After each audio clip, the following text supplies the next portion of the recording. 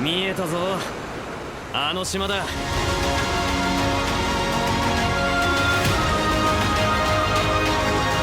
俺の敵じゃねえ。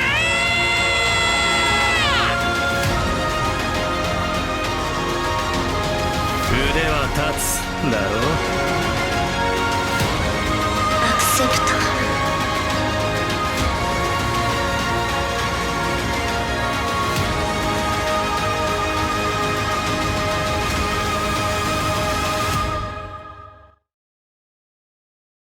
Salut à toutes et à tous, c'est Souponji, Poisson des Internet, et aujourd'hui je vous retrouve pour une vidéo spéciale animée de l'été. Je vous ai sélectionné 3 suites et 2 nouveautés. Si vous en voulez encore plus, il y a l'article de Ludwig sur gag.fr qui recense beaucoup plus de titres et vous trouverez certainement votre bonheur. Sur ce, c'est parti.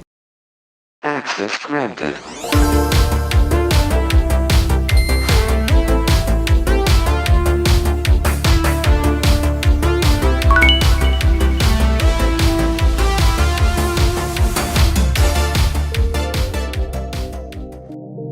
Bien que la saison 3 de Dr Stone n'arrivera que en 2023, il y a un OAV centré sur le personnage de Ryusui, qui est un véritable expert en matière de navigation, mais qui est surtout un des protagonistes majeurs qui va arriver dans l'anime. Les événements succèdent directement à Stone Wars, et c'est un OAV qui sert de transition entre la saison 2 et la saison 3, et c'est à retrouver depuis le 10 juillet sur Crunchyroll.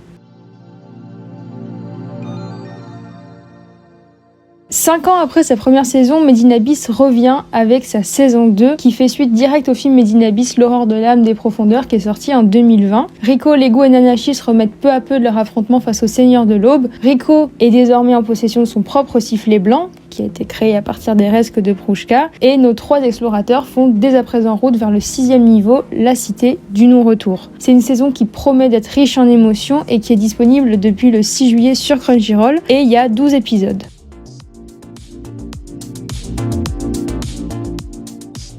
Après une première saison qui a été plutôt bien accueillie, Shadow House revient pour une saison 2. Kate et Miliko ont réussi à déjouer les plans d'Edward, mais c'est loin d'être fini. Les 2 jeunes femmes vont devoir affronter l'ombre à la robe qui erre dans les couloirs du pavillon des enfants. Cette saison 2 est dès à présent disponible sur Crunchyroll et elle a reçu pas mal d'avis positifs, donc ça a l'air d'être une suite assez sympa.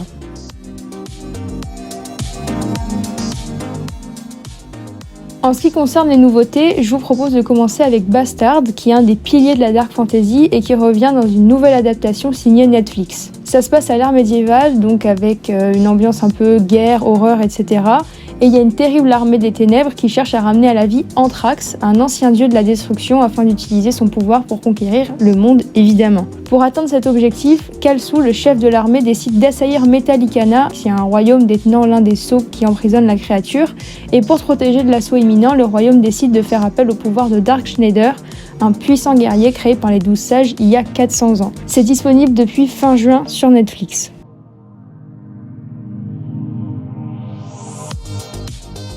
On termine avec Cyberpunk Edge Runners, un animé qui s'inscrit directement dans l'univers de Cyberpunk 2077. C'est une des nouveautés que j'attends le plus personnellement puisque c'est un univers que j'aime beaucoup et que je trouve super stylé. On va suivre les aventures d'un enfant de la rue qui s'appelle David et qui tente tant bien que mal de survivre dans Night City, qui est une ville dystopique, violente et qui a un peu la main facile sur les modifications génétiques, on va pas se mentir. Et pour rester en vie, David devient un Edge Runner, un mercenaire plus connu sous le nom de Cyberpunk.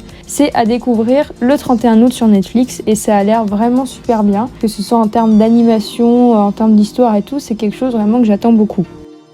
Et voilà ce qui conclut cette vidéo sur les animés de l'été 2022. Je projette aussi de faire une vidéo sur les films qui vont arriver cette saison. Il y a pas mal de choses qui m'intéressent et il y a des gros trucs aussi qui arrivent, comme par exemple le film One Piece. Donc voilà, ça devrait arriver dans pas très longtemps. Merci d'avoir regardé cette vidéo et à très bientôt dans les autres troubles d'internet.